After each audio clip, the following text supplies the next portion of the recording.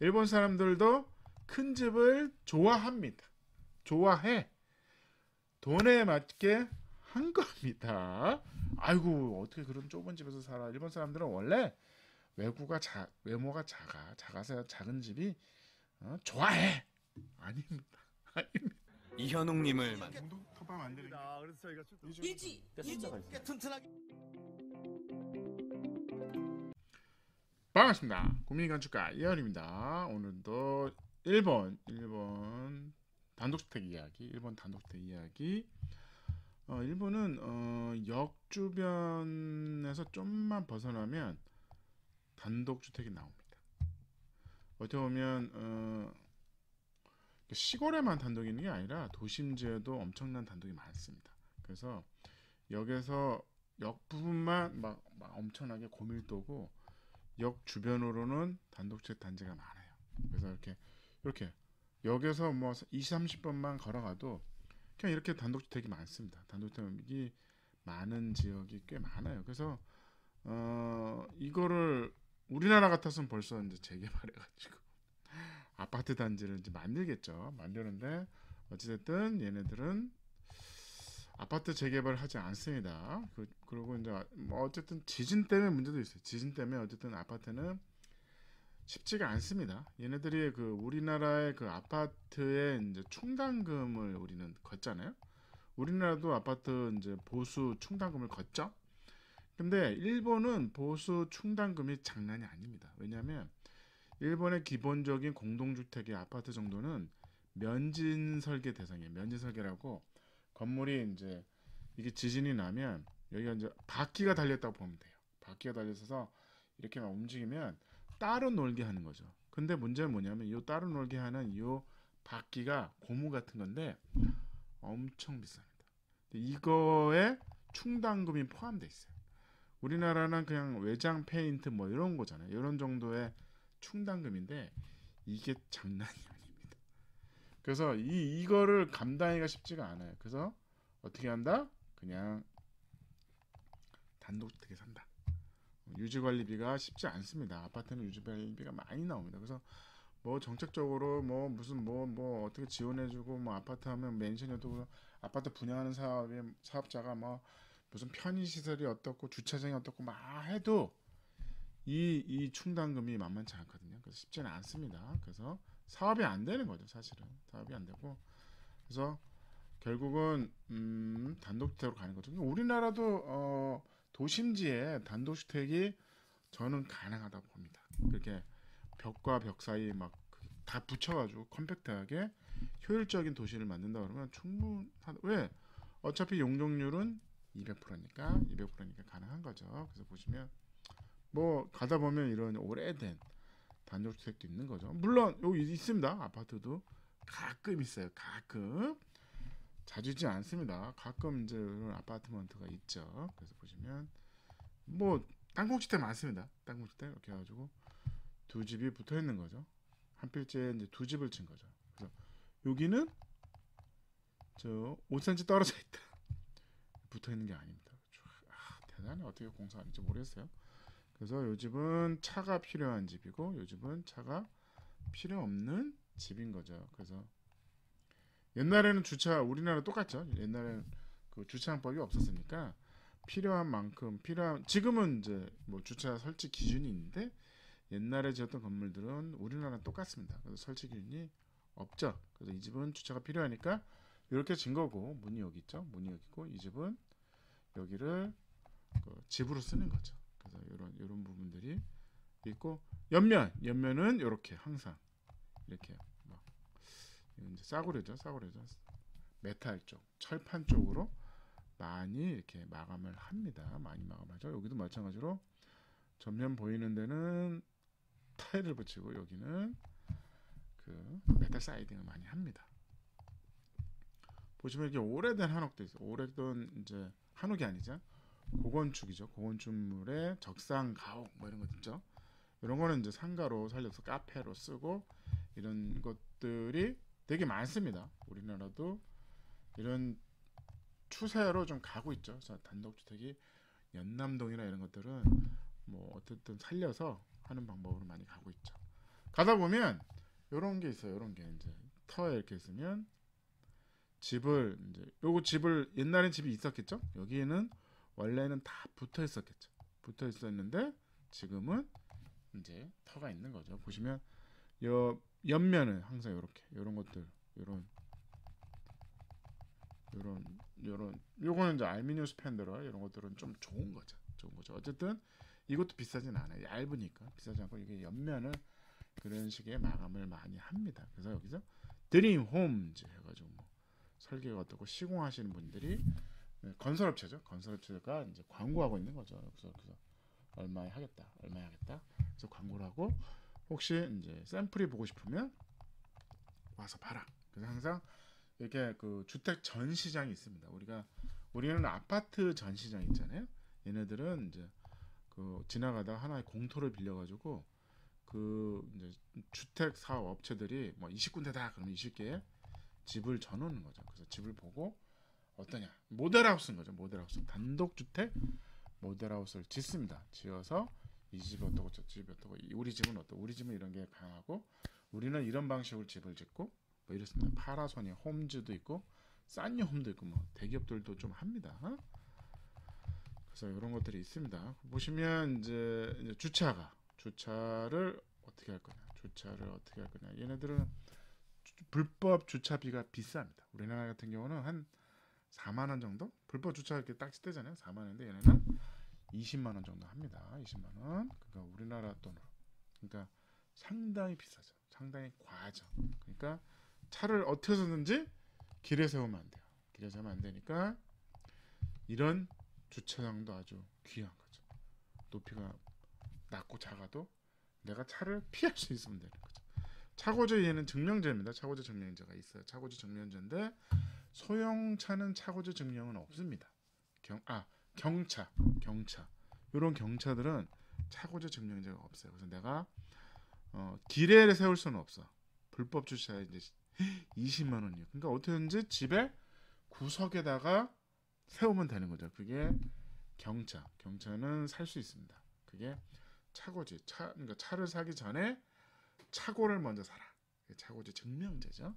그래서 이런 경차는 차고지 증명제가 없어요. 소형부터 차고지 증명제가 있습니다. 그래서 경차를 사시면 돼. 그러면 차고지 증명제가 필요 없는 거죠. 그 대신 문제는 길에 세우면 불법 주차가 장난 아니다. 불법 주차 비용이 장난 아니다. 그런 거죠. 여기 갔다 보면 이런 저택도 있습니다. 내가 보기엔 필지를 한 4필지는 합친 것 같아요. 그래서 집을 딱 짓고 담을 세우고 대문이 있는 거죠. 이 앞에는 당연히 하나, 둘, 셋, 넷, 5대를 세울 수 있는 주차장이 있는 거죠. 부자입니다. 이런 집들도 있는 거죠. 이런 집들도 있는 거죠. 와, 마당이 있고 이런 집들도 있습니다.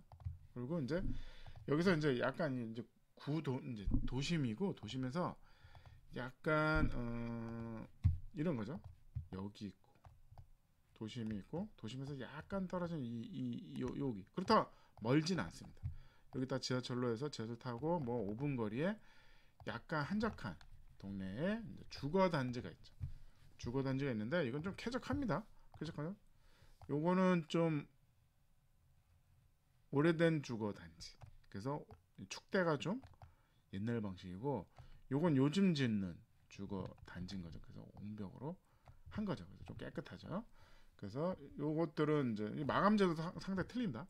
스타코나 이제 기와 같은 집들이 많은데 요즘 새로 지은 단지들은 대부분이 세라믹 사이딩입니다. 거의 세라믹 사이딩이에요. 그렇게 보시면 요거는 이제 아파트 단지랑 똑같습니다. 타운하우스를 지어서 분양을 합니다. 분양을 하고 있는 거예요. 그래서 뭐 스타코, 세라믹 사이딩 그리고 당연히 얘네들은 그 창에 덧문이 다 있어요. 덧문이 다 있습니다. 태풍 이런 것 때문에 덧문이 다 있습니다.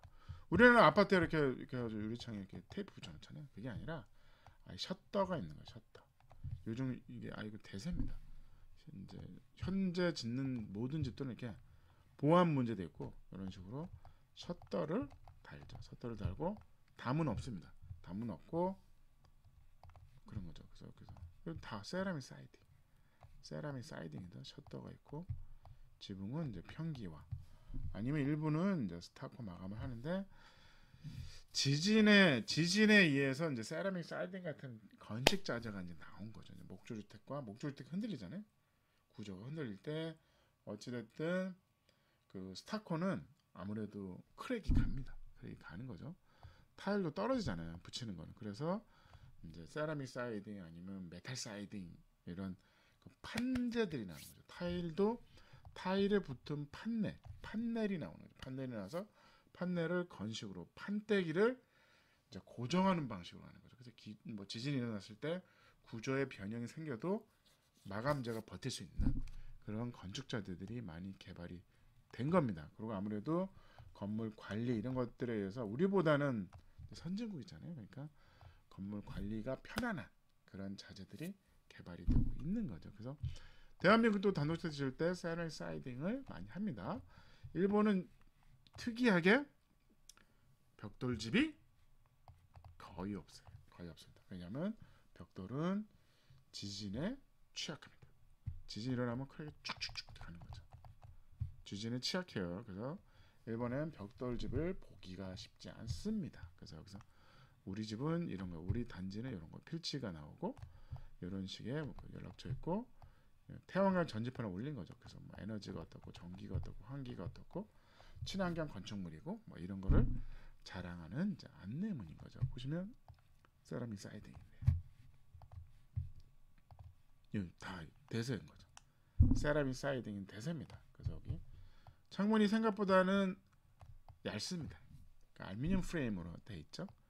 왜냐면 프레임이 얇은 거죠. 얇은 거. 최대한 작은 창이지만 유리창 면이 왜냐면 틀이 두껍다는 거는 이제 긴밀한 창이거든요. 그러니까 독일 창들이 되게 프레임이 두껍죠. 그래서 창문이 작으면 유리가 얼마 남지 않죠. 그래서 이 프레임이 그래서 이제 플라스틱이 더 단열성이 좋습니다. 근데 일본은 알루미늄 바가 많아. 알루미늄 바가 얇으니까 얇은. 근데 이제 결로가 좀 있습니다. 근데 아무래도 일본은 우리나라보다 춥진 않습니다. 춥지 않아서 유리창이 약간 좀 얇아요. 그 단열성이 좀 떨어집니다. 그래서 이렇게 해서 여기는 이제 차고를 딱 하는 거죠. 차고를 세우고 이런 거죠. 원래는 집이 이런 거죠. 우유가 같은 집이에요, 사실은. 우유가 같은 집에 너무 밋밋하니까 디자인상 요렇게 처마를 이렇게 약간 일부 튀어나오게 해서 현관에 이제 포치 역할도 하고 일부 차고 역할도 하고 그 차고가 보면 다 덮이지도 않아요. 반만 덮이는 거죠. 반만 덮이는데도 이렇게 하고 그 다음에 거의 잔디마당이 없습니다. 이런 식으로 돌을 깔든지 아니면 이제 콘크리트 패빙을 하든지 그리고 여기에 이제 대문도 아닌 이상한 우체통이 하나 서 있죠. 그래서 여기서 배를 올리는 거죠. 배를 띵동 눌리면 여기 누구지? 간판도 있습니다. 그래서 이 집에 이제 평면도가 이렇게 있는 거죠. 그래서 여기 보시면 뭐 요게 아까 그 날개죠. 이렇게 요런 날개에서 여기 차 세우고 뭐 이렇게 필지가 이렇고 방향 표시 이렇게 표시가 돼 있습니다. 그래서 이렇게 가다 보면 이제 이런 이제 주거 단지인 거죠. 주거 단지를 많이 공급을 하는 거죠. 그래서 논밭을 이렇게 지금 여기 좀 남아 있죠. 여기 남아 있습니다. 여기 또 언젠가는 또 메꾸겠죠. 흙을 메꿔서 논밭 위에 이제 또 이제 집을 짓겠죠. 그래서 보시면 계속 이렇게 짓는 거죠. 요런 집도 이제 이렇게 해서 이렇게 하는 거죠. 그래가지고 우유가 같은 집들이 꽤 많습니다. 도심지에는 거의 처마를 낼 수 없죠. 왜냐면 다 붙어 있습니다. 처마를 수 없는데 약간 야외로 오니까 여유 공간이 있는 거죠. 건물과 건물 사이도 뛰는 거죠. 그래서 이 집도 재밌습니다. 이 집을 확대해서 보면 여기는 세라믹 사이팅을 하고 여기는 메탈 사이팅을 하는 거죠. 좋은 방법입니다. 좋은 방법. 여기는 뭐 공간이 뭐 좁아서 막 자재를 뭐 걸기 어렵고 이런 상황은 아닌데도 이 집 같은 경우는 견고하게 여기는 앞에만 세라믹 사이딩 비싼 거 하고 여기는 뭐 안 보이는데 메탈 사이딩 같은 걸로 처리를 한 겁니다. 그래서 저는 이런 방식을 권하고 싶어요. 전체적으로 메탈 사이딩이 약간 뭐 아무래도 왜 여기는 지나가는 사람이면 모르죠. 뭐 공을 던져서 뭐 찌그러질 수도 있고 아무래도 아이들이 놀다가 스크래치가 날 수도 있잖아요. 그렇다 그러면 아무래도 전면은 좀 위험하니까 전면은 좀 세라믹 사이딩 같은 거 하고, 옆면은 이제 옆과 옆과 사이니까 굳이 거기 사람이 다니는 것도 아니잖아요. 그렇다 그러면 이런 거는 메탈 사이딩 같은 걸로 하는 것도 나쁘지 않습니다. 일반적으로 이 문을 열고 들어가면 여기가 침실인 경우가 많습니다. 올라가면 여기가 거실 주방이 많아요. 근데 그 이유도 있습니다. 방수 문제도 있지만, 방이 1층에 많다 그러는 거는 벽이 많은 겁니다. 그러니까 구조가 안전한 거죠. 예를 들어서 2층이 방이야. 그럼 방이면 칸막이가 많잖아요. 그러면 1층은 거실 주방이면 칸막이가 없잖아. 그러면 구조적으로 불리합니다. 당연히 지진이 많은 일본 입장에서는 더 불리하죠. 이날 그 지진이 좀 있었어요. 지진이 있습니다. 그래서 막 흔들리는데 되게 놀랐어요. 저는 놀랐는데, 그게 뭐 일반 사람들은 그냥 놀라지 않더라고요. 그냥 또 가더라고. 그래서 뭐 별일이 있나 뭐 이런 거죠. 그래서 야, 신기하다. 그러니까 왜 그러냐 물어봤더니 지진이 자주 있는 겁니다. 자주 있는 거기 때문에 뭐 놀랄 필요가 없다. 그래서 대부분은 1층에 방과 화장실이 있는 겁니다. 그래서 구조적으로 안전한 거죠. 올라가면 그게 공사비도 절약이 됩니다. 잘 생각해 보세요. 여기는 벽이 많아, 여긴 벽이 없어. 그리고 여기는 구조가 과하죠. 그러니까 불리하니까 보도 커져야 되고 뭐 기둥도 커져야 되고 이런 단점이니까 과분수죠. 과분수.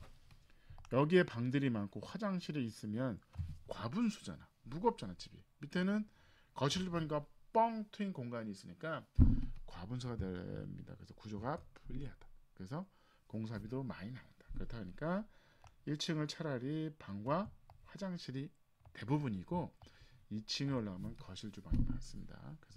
그래서 이런 집들을 보면 2층에 이런 발코니가 있죠. 발코니가 있는데 발코니가 재밌는 게 현관 위에 포치가 어차피 집이 있으면 여기에 현관이면 포치가 있잖아요. 기둥 박아서 포치가 있으니까 여 위에 발코니를 많이 합니다. 그래서 발코니가 있는 이유는 이 부분에 거실 주방이 많아서 그래요. 그래서 이렇게 하죠.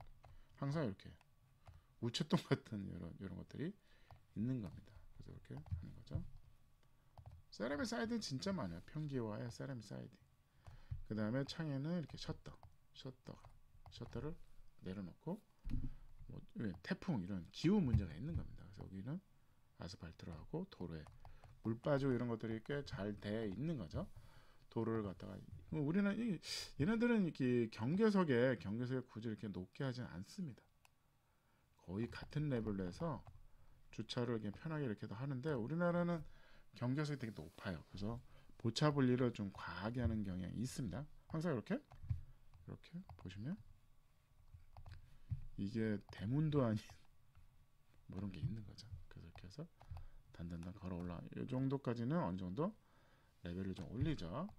요거는 이제 자동차에 이렇게 해서 지붕만 이렇게 딱 있는 이런 철제로 만드는 이런 기성품들이 많이 발달해 있습니다. 발달해 있어서 눈이 오잖아요. 눈 이제 거기에 취약하니까 이렇게 많이 해놓습니다. 그래서 보시면 여기 있죠. 여기 이제 간판, 누구네 집, 현욱이네 집, 뭐 이런 간판이 있고 우체통이 있고 벨이 있죠. 이게 띵동 감이 있는 건 아닌데 그 프라이빗하게 서로 영역을 가지고 지키는 거죠. 여기로 들어가지 않는 거죠. 미국은 이렇게 들어가면 총 맞죠. 왜? 내 집에 들어왔으니까 총을 쏠 수 있습니다. 총 맞아 죽습니다. 여기다 이렇게 들어와서 배를 돌리지 말아라. 바깥에 여기서 배를 눌러. 여기서 배를 눌러라. 우리나라는 디지털 도어락이 많죠. 디지털 도어락이 많은데 일본은 열쇠입니다. 이유가 있어요. 디지털 도어락이 고장이 납니다. 비를 맞으면 비가 이렇게 들이치잖아요. 비가 들이쳐서 비를 맞으면 디지털 도어락이 고장이 납니다. 그래서 열쇠를 한다고. 우리나라는 아파트 빌라가 많기 때문에 실내에 있잖아. 그러니까 디지털 도어가 발달한 거예요. 일본에서 디지털 도어가 개발이 되는데 일본은 대중화되지 않았어요. 근데 대한민국에서 선풍적인 인기를 끄는 거죠. 유럽도 디지털 도어가 쉽지는 않습니다. 쉽지는 않습니다. 위급한 화재나 위급한 상황이 생기면 디지털 도어는 고장이 나요. 열리질 않는 겁니다. 그러니까 위험하잖아. 그래서 디지털 도어를 쓰지 않습니다. 근데 그런 위험한 그 상황에 대한 대처할 수 있는 거는 열쇠죠. 열쇠. 그래서 일본은 아직도 열쇠를 씁니다. 그리고 외부에 그러니까 단독 상선이 많기 때문에 디지털 도어락을 썼다는 망가지는 거죠. 그런 불편함이 있습니다. 불편함이 있는 거죠. 그래서 열쇠.